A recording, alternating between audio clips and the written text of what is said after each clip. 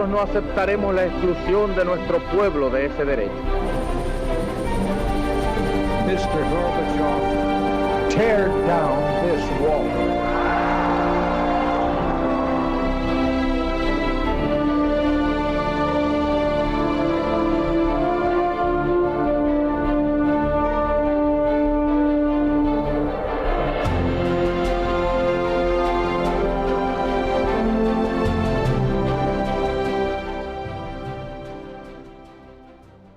Muy buenas noches, señoras, caballeros, bienvenidos a Tiempos Modernos. Hay una guerra que hemos hecho todos, sin querer, pero ha sido la guerra más filmada y fotografiada de todos los tiempos, la guerra de Vietnam. Todo el mundo sabe que hubo una guerra en Vietnam. Lo que no todo el mundo sabe es por qué hubo una guerra en Vietnam. Hoy lo veremos. Uno de los conflictos más narrados del siglo XX, guerras mundiales aparte, es la Guerra de Vietnam, llamada también Segunda Guerra de Indochina. Tras la derrota francesa en la Guerra Colonial de 1954, Vietnam quedó partida en dos. Al norte, un régimen de inspiración comunista apoyado por la Unión Soviética y China. Al sur, una república apoyada por los Estados Unidos. Por su posición geográfica, Vietnam se convirtió en un lugar de altísimo valor estratégico para controlar la península Indochina y las rutas entre el Pacífico y el Índico. En un contexto de Guerra Fría, como el que se vivía en aquellos años, eso hizo la guerra inevitable. En Vietnam del Sur apareció una guerrilla comunista, el Viet Cong, que aspiraba a reunificar el país bajo el liderazgo del norte, lo cual habría supuesto prestar a China una formidable protección geopolítica. Los Estados Unidos corrieron entonces a apoyar al sur. Era 1955. Así empezó esa guerra, que se prolongaría por 20 años. El apoyo de Estados Unidos a Vietnam del Sur se limitó a prestar cobertura técnica y diplomática con una presencia militar limitada, hasta que la presión del norte se hizo insostenible. A principios de los años 60, cerca del 60% del territorio survietnamita estaba en manos de Viet Cong. Como el gobierno de Saigón no era capaz de defender su territorio y la insurgencia comunista crecía, Washington decidió tomar cartas en el asunto. En 1964 se produjo el incidente del Golfo de Tonkin, una escaramuza entre un navío americano y varias patrulleras norvietnamitas que facilitó al presidente Johnson el pretexto que necesitaba para incrementar su presencia militar en el país. En marzo de 1965, Johnson autorizó la operación Rolling Thunder, un ataque aéreo masivo sobre posiciones norvietnamitas. Vendrá después la batalla de Le Drang, la primera acción de guerra americana en suelo vietnamita. Los Estados Unidos llegaron a tener en Vietnam 500.000 de hombres. La guerra se enquistó en una interminable secuencia de ataques guerrilleros del norte y bombardeos americanos. Hacia 1968, Washington estaba seguro de ganar la guerra, pero la contraofensiva norvietnamita de aquel año cambió el rumbo de la contienda. Poco podían imaginar los americanos que aquello iba a convertirse en un auténtico trauma nacional. Rosa Cuervas Mos, muchísimas gracias. Muchas gracias. Una alegría siempre recibirte en Tiempos Modernos y además con un tema que tú conoces particularmente bien, que es la guerra de Vietnam. Bueno, la música que sonaba en el vídeo de presentación nos recordaba esa serie Camino del Infierno que contaba las desventuras, porque de aventuras poca, de los soldados americanos en esa guerra. Sí, señor. ¿Por qué hubo una guerra en Vietnam? Pues es que tenemos que irnos 10 años antes, al final de la Segunda Guerra Mundial y el principio de esa primera guerra de Indochina. En el año 1946 vemos pues el mundo está todavía tratando de recuperarse del fin de esa Segunda Guerra Mundial y Francia quiere recuperar lo que había sido hasta entonces pues dominio suyo, que durante la guerra había estado dominado por Japón. ¿Qué pasa? Que entonces en Vietnam, en la parte del norte, ya estaba Ho Chi Minh, que había hecho frente a China, había hecho frente a Japón y estaba dispuesto a hacer frente ahora a Francia. De Gaulle durante un tiempo llega a una especie de acuerdo con Ho Chi Minh, más o menos le viene a decir, bueno, tú gestiona esto como consideres, pero sigue siendo parte de la Unión Francesa. Eso duró, pues estamos en 1946 y duró poco porque en 1947 ya comienza a haber ataques de Francia directamente a... Ya de Gaulle lo quitan del medio por otro lado, de tal forma que efectivamente. Y entonces desde el 47 hasta el 54 tenemos una lucha, esa guerra de Indochina entre Francia y pues las fuerzas del Vietnam de Ho Chi Minh. En ese año 1954 se produce la derrota de Dien Bien Phu o Dien Bien Phu, y ahí los franceses deciden que esa guerra está perdida, y en las conversaciones de Ginebra, conferencia de Ginebra, dan la independencia a Camboya y a Laos y dividen Vietnam en dos. Y aquí es donde se empieza a gestar la siguiente guerra, la guerra de Vietnam. El paralelo 17 divide Vietnam en Vietnam del Norte, con capital en Hanoi y queda en manos de Ho Chi Minh, y Vietnam del Sur, con capital en Saigón, que queda en manos del entonces emperador Dai Bai.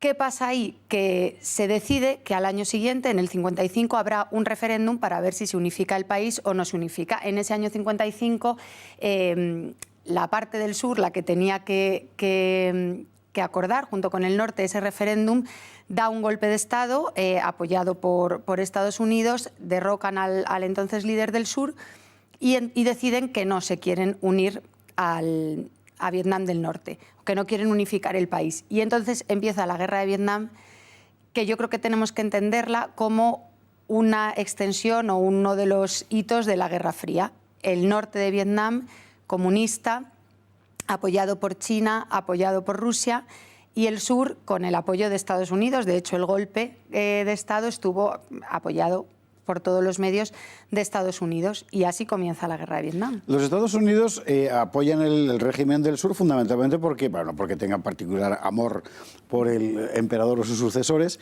sino porque quieren frenar la expansión geopolítica comunista en Asia. Pasan cosas muy interesantes, algunas de ellas se han contado en el vídeo, otras las contaremos en sucesivos programas, pero yo querría mencionar en particular una que Rosa Cuervas conoce bien y a la que vamos a dedicar un programa específico, que es los consejos que Franco le da al presidente Johnson sobre lo que va a pasar en la guerra de Vietnam, que realmente es para alucinar. Pues sí, porque en el vídeo de presentación decíamos que efectivamente los americanos hasta el año 68 estaban convencidos de ganar la guerra. Y esa carta, que por cierto nos la ha enviado y nos ha puesto sobre la pista un buen espectador de Tiempos Modernos desde Argentina, desde Buenos Aires. Y es increíble la carta porque está fechada en el año 65, a mediados de julio. El entonces presidente americano Johnson se dirige a través del embajador americano en España, se dirige a Franco y le dice, bueno, pues que agradece mucho la ayuda que España había estado prestando hasta entonces, que era poca, pero que para que el mundo se dé cuenta, y sobre todo el perverso régimen comunista se dé cuenta de todos los apoyos que tiene Estados Unidos en esta lucha, pues que necesita una implicación mayor por parte de España. Casi un mes después, Franco envía una carta que... Lo interesante es eso, que está fechada en el año 65, casi 10 años antes de la guerra. Y Johnson acaba de bombardear en febrero, de ordenar el primer gran bombardeo masivo. Sí. Es decir, la guerra está recién comenzada. La guerra está recién comenzada y es una pena no poder leerla entera. Vamos a dedicar un programa entero, no te preocupes. Pero es que en esa carta... Franco prácticamente hace un análisis de lo que luego serían los análisis históricos de por qué Estados Unidos perdió la guerra. Le dijo la guerra de guerrillas y la guerra en una jungla como es en Vietnam es una aventura que no puede tener éxito. Le decía concretamente es una aventura sin límites. Con las armas convencionales se hace muy difícil acabar con la subversión. Y le explicaba que los americanos se iban a enfrentar a objetivos subversivos muy pequeñitos, y que no había, que ese era el gran problema, no había un objetivo claro que dijera si destruimos este objetivo he ganado la guerra. No lo había. También le advirtió de lo que luego le pasaría. Le diría, subsistirá mucho tiempo la acción larvada de las guerrillas que impondrá la ocupación prolongada de un país en el que siempre seréis extranjeros. Y le dijo otras cuantas cosas para al final decirle, con todo mi afecto, con todo mi cariño, querido presidente Johnson, te vengo a decir que no cuentes con nuestra ayuda y que yo, si fuera tú, en esta guerra no me metería. Johnson evidentemente no hizo caso. Claro, un tejano alto, grandote y no sé qué, con tanto avión no sé qué, va a hacer caso al pequeño gallego. El pequeño gallego tenía razón y de hecho, ya digo que vamos a dedicar un programa específico a esa carta, porque es que todo lo que dijo Franco en ese momento es lo que pasó. Vamos a resumirlo, si te parece, muy sumariamente, pero lo fundamental es que los Estados Unidos, a partir del 65, despliegan por Vietnam todo su poderío y todo es todo. Es decir... Sí. ¿Y nada? Y nada, y sobre todo aquí había más cuestiones en contra de Estados Unidos. Una era los compañeros que tenían de lucha, el ejército, entre comillas, de Vietnam del Sur, no estaban motivados, muchos no sabían realmente por qué luchaban, empezaron a estar cansados de una guerra tan larga y los propios soldados americanos. Y de ahí tantas películas que hemos visto luego que hacen referencia a esa figura del veterano de Vietnam, soldados que no entendían, ¿no?, la violencia que se estaba llevando a cabo allí, no supieron entender cuál había sido su misión. Y en cambio el norte y el Vietcong los seguidores de Ho Chi Minh sí tenían muy claro lo que querían. Incluso Franco, en esa carta de la que hablábamos, definió a Ho Chi Minh como un patriota que había luchado contra China, había luchado contra Japón, había luchado contra Francia y decían y estaba dispuesto incluso a morir por la causa de su país. Y luego, una cuestión muy importante que también hizo perder, entre comillas, la guerra a Estados Unidos fue que esta de Vietnam, lo decíamos también en el vídeo, fue la guerra de los medios de comunicación. Fotografías icónicas como esa niña huyendo de la bomba de napalm, como... El asesinato a sangre fría con un tiro a bocajarro en la cabeza. A sangre fría era una de las primeras guerras en las que los reporteros estaban con los combatientes. Luego se instauró determinada censura, ¿no?, para que los fotógrafos no pudieran trasladar todo lo que estaba pasando, pero en Vietnam sí se vio. Y la opinión pública conoció también la masacre de My Lai. Ahí, efectivamente, esa foto, la videopared, sí, esa fotografía famosa. En una posterior entrevista al fotógrafo pues decía que durante mucho tiempo habían dudado de que de verdad eso fuera napalm, porque no podría haber sobrevivido. Bueno, y la propia niña lo contó luego. Esta imagen este es un coronel del ejército de Vietnam del Sur ejecutando pues de un tiro en la sien a un miembro del Vietcong, y tantas imágenes que empezaron a poner a la opinión pública, como ya había augurado Franco, en contra de una guerra que no entendían muy bien, porque Estados Unidos estaba perdiendo 60.000 hombres, había empleado 150 millones de dólares, 60.000 hombres que en Afganistán... Fíjate que luego nos ha parecido un conflicto larguísimo, murieron no llega a 7.000 soldados estadounidenses. Y sin embargo, en la guerra de Vietnam murieron casi 60.000. Hemos de hablar más de esto contigo, Rosa. Hemos de hablar de examinar a fondo esa carta de Franco, porque además ¿cómo decir?, la asesoría estratégica que despliega, sí, hay también unas consideraciones políticas importantísimas. Y hemos de hablar también de cómo acaba la guerra, porque dio lugar a una guerra diplomática formidable. Hay que recordar que terminó casi 10 años después. Es decir, que la cosa duró. Pero esto ha servido en cualquier caso como una aproximación excelente para entender por qué efectivamente empezó aquella guerra con el Vietnam del Norte, el Vietnam del Sur, el Vietcong, el Viet Minh y Ho Chi Minh como figura fundamental.